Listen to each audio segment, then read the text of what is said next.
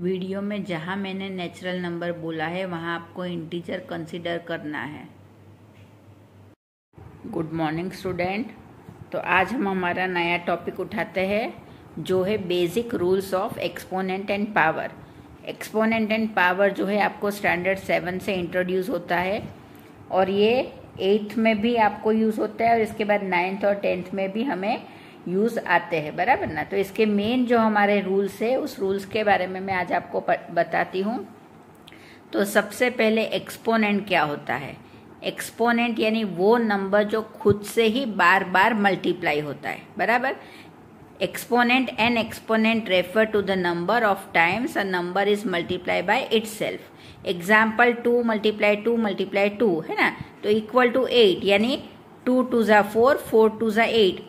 अब हम जो है बड़े स्टैंडर्ड में उसको इस तरह से नहीं लिखेंगे, बड़े स्टैंडर्ड में हम उसे लिखेंगे 2 की पावर 3। तो 2 जो है यहाँ वो एक्सपोनेंट है और 3 जो है वो उसकी पावर है। देखो यहाँ पे नीचे पावर, हमारा टॉपिक ही है एक्सपोनेंट एंड पावर। तो एक्सपोनेंट यानी वो नंबर जो खुद से बार बार मल्टीप्लाई होता है और पावर यानी वो नंबर जो नंबर अपने आप से बार बार मल्टीप्लाई होता है वो कितने बार मल्टीप्लाई हुआ तो वो जो है उसकी पावर कहलाएगी। तो हम इसे इस तरह से लिखेंगे कि 2 की पावर 3 यानी इसका मतलब है 2 जो है वो अपने आप से 3 बार मल्टीप्लाई हुआ है। और फॉर एग्जाम्पल 4 की पावर 5 यानी 4 मल्टीप्लाई 4 मल्टीप्लाई 4 मल्टीप्लाई 4 मल्टीप्लाई 4। तो हम इसे सीधे इस तरह से लिख सकते हैं कि 4 की पावर 5, बराबर ना। ये हमारा एक्सपोनेंट और ये हमारी पावर। अब इसके बेसिक हमारे रूल्स है तो वो रूल्स हम पढ़ लेते हैं। तो सबसे पहला है rule law of product. Product यानी मल्टीप्लाई, बराबर ना। ये फर्स्ट रूल है लॉ ऑफ एक्सपोनेंट का। First rule law of product यानी a की पावर m मल्टीप्लाई a की पावर n। यहाँ पर a जो है वो हमारा कोई भी नेचुरल नंबर है, बराबर, और m और n जो है वो उसकी पावर है। जब कोई भी नेचुरल नंबर जिसका बेस सेम हो, यहाँ पर आप ध्यान दो, यहाँ पर a है और यहाँ पर भी a है, यानी हमारा कोई भी नेचुरल नंबर सेम, बराबर ना। जैसे 2 की पावर m मल्टीप्लाई 2 की पावर n, तो यहाँ पर मेरा बेस सेम है। जब हमारे बेस सेम हो तो हमारी पावर्स ऑलवेज एडिशन हो जाती है। यहाँ पर देखो मैंने लिखा है a m प्लस n, यानी वो नंबर एक ही बार में लिखूंगी और पावर जो होती है वो हमारे ऐड हो जाती है, बराबर ना। When base same in multiplication and power is different and power always add, है ना। यहाँ मैंने बताया here a is any natural number. अब एग्जाम्पल देखो 4 की पावर 2 मल्टीप्लाई 4 की पावर 6 इक्वल टू, अब 4 जो है वो 2 बार आया है तो मैं उसे एक ही बार लिखूंगी और मैंने पावर को जो है वो ऐड करा यानी 2 प्लस 6, तो मेरा हुआ 4 की पावर 8, बराबर। ये हमारा पहला नियम है। फिर हमारा दूसरा नियम है लॉ ऑफ क्वोशंट, यानी ये जो है मेरा डिवीजन में है a की पावर m अपॉन में a की पावर n, बराबर। तो यहाँ जब हमारा कोई भी नेचुरल नंबर डिवीजन में है तो यहाँ पर हमारी पावर ऑलवेज माइनस होती है। When base same in division and power is different and power is always subtract, बराबर ना। देखो यहाँ पर मैंने बताया हुआ है एग्जाम्पल 5 की पावर 5 अपॉन में 5 की पावर 2, तो इक्वल टू 5 जो है मैं एक ही बार लिखूंगी 5 माइनस 2, बराबर। तो मेरा आंसर आता है 5 की पावर 3। और इसे हम इस तरह से भी बता सकते, ये समझने के लिए है, ये आपको प्रैक्टिकली करना नहीं है पर आपको समझ में आए इसलिए मैंने बताया कि 5 ऊपर 5 की पावर 5 है तो 5 मैंने 5 टाइम्स लिखा और नीचे 5 की पावर 2 है तो नीचे 2 बार मैंने 5 लिखा। तो ये 5 से ये 2 5 से ये 2 5 जो है हमारे कट जाते और हमारे पास कितने 5 बचेंगे, तो हमारे पास 3 5 बचते हैं। अब तीसरा नियम जो है हमारा वो है a की power m whole power n, बराबर ना।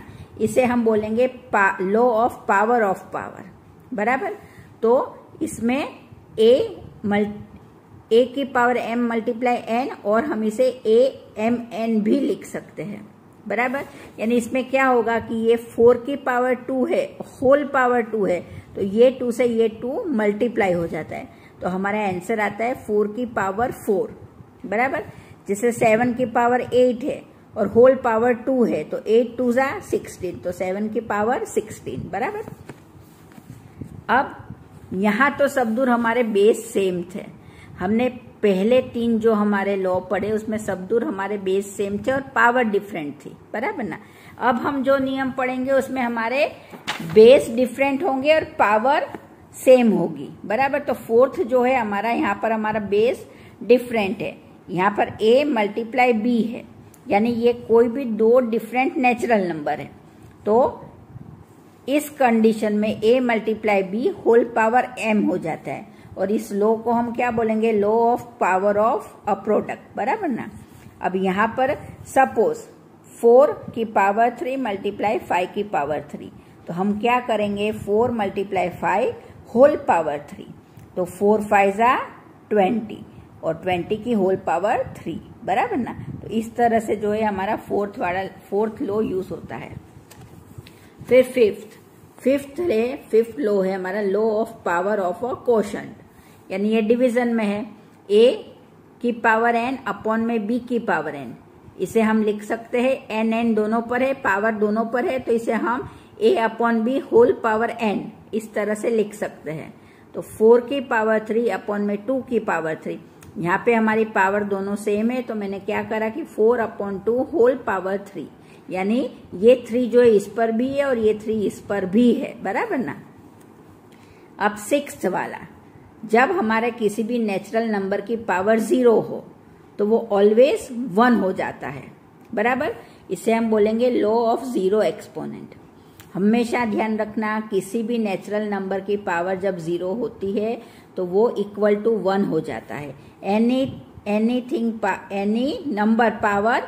Number has power 0, answer is always 1, बराबर ना। 7th है, कोई भी नेचुरल नंबर की पावर जब माइनस में हो तो हम क्या करेंगे, तो जब किसी भी नेचुरल नंबर की पावर माइनस में होती है तो हम उसे रेसिप्रोकल करेंगे, बराबर ना। तो हमने क्या करा, a की पावर n है, तो इक्वल टू हम क्या करेंगे, ये हमारी जो पावर है उसे रेसिप्रोकल करेंगे, यानी a अपॉन में n, बराबर ना। और इसे बोलेंगे लॉ ऑफ नेगेटिव एक्सपोनेंट, बराबर। जैसे यहाँ पर मैंने एग्जाम्पल दिया है कि 4 की पावर -2, बराबर। तो अपॉन में हमने क्या करा, इसे रेसिप्रोकल कर दिया, और आपको पता है जब हम रेसिप्रोकल करेंगे तो ये नीचे जो नंबर है वो ऊपर चला जाता है और ऊपर का नंबर नीचे आ जाता है। तो हमारे यहाँ पर नीचे बेस में 1 है, तो 1 हमारा ऊपर चला गया और 4 जो है वो हमारा नीचे आ गया, और इस हिसाब से जब वो हमने उसे यहाँ नीचे लिया तो हमारी पावर जो नेगेटिव में थी वो क्या हो जाती है, पॉजिटिव। तो ये मेरा आंसर बन गया पॉजिटिव में कि 1/4 होल पावर 2, बराबर। इसी तरह से सेकेंड है 4/5 माइनस पावर है, तो मैंने वापस रेसिप्रोकल करा 5/4 होल पावर 2, ये माइनस साइन थी, और जब मैंने रेसिप्रोकल करा तो मेरा आंसर क्या आ जाता है, मेरी पावर क्या आ जाती है, पॉजिटिव आ जाती है। तो ये बेसिक हमारे 7 नियम है जो हमें एक्सपोनेंट और पावर में पढ़ने रहते हैं। आई होप आप सभी को ये अच्छे से समझ में आए होंगे, और समझ में आए हैं तो प्लीज इसे लाइक कीजिए, मेरे चैनल को सब्सक्राइब कीजिए और इसे ज्यादा से ज्यादा लोगों में शेयर कीजिए, इसलिए सभी को ये चीज समझ में आए।